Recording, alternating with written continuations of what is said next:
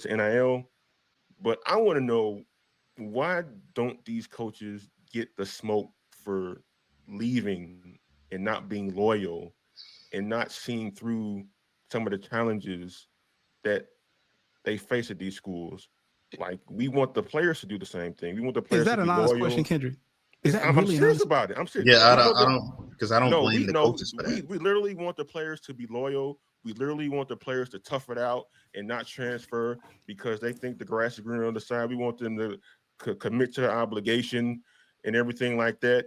But like when it gets hard for coaches, when they don't want to deal with the transfer portal, when they don't want to deal with NIL, they go to another school to either get more money or they go to the pros to have more stability. So how to deal with recruiting and all that stuff.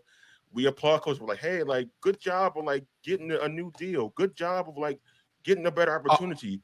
Are you playing devil's advocate? Are you playing devil's advocate? Or are you being serious? You're playing devil's advocate, right? I'm dead for real. Jay Billis said the same thing recently about the transfer portal and different reaction we have for players as opposed to coaches.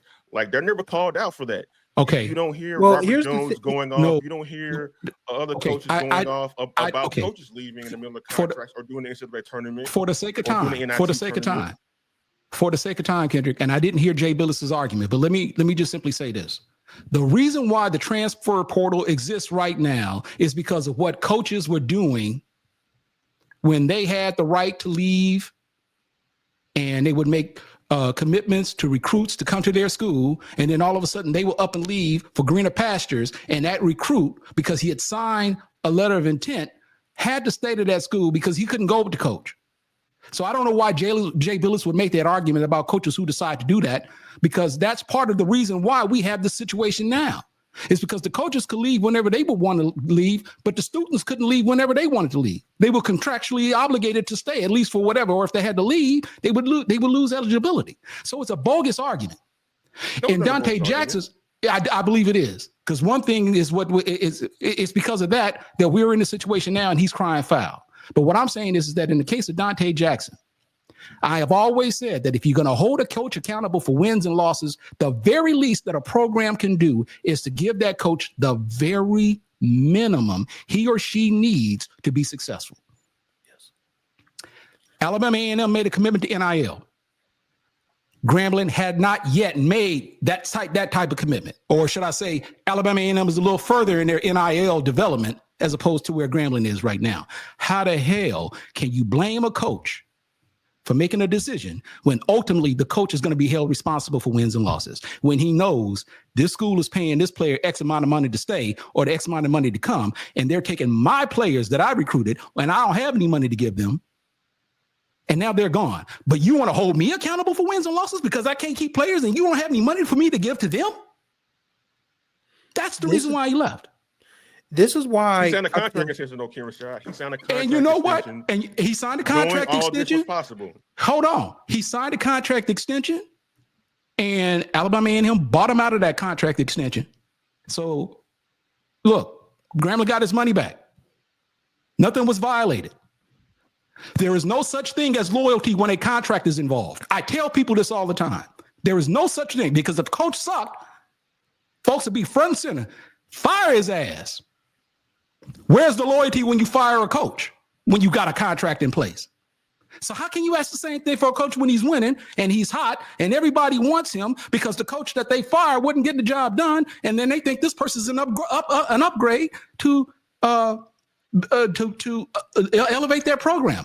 That's hypocritical. And from a football perspective, really, really quickly, we just saw a coach that led a team to back-to-back winning seasons for the first time in the 60-plus years since they restarted the program, not have his contract renewed. So where's the loyalty? Where's loyalty to him? Whoa. You don't even got to go to football for that. We just saw Luke DeLaggio with Fayetteville State. He just led them to the Division II playoffs and a win in the opening round, and they didn't renew his contract. So you don't have to go to football for that. Luke DeLaggio, going back to when he was at Bowie, in 2009, they didn't renew his contract. He led them to their best season in school history when he got them to the Final Four of the National Division II tournament. He got them to the Final Four of the National Division II tournament, had a successful the most successful 10-year run they've ever had. They didn't renew his contract.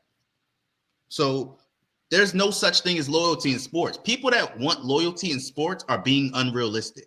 And that's my point, Jared. Like, there's no loyalty in sports, but like, we want the players, no matter what sport it is, college sports or pro sports, we want the players to be more loyal than the coaches are. Okay, but I'm saying that argument is not serious.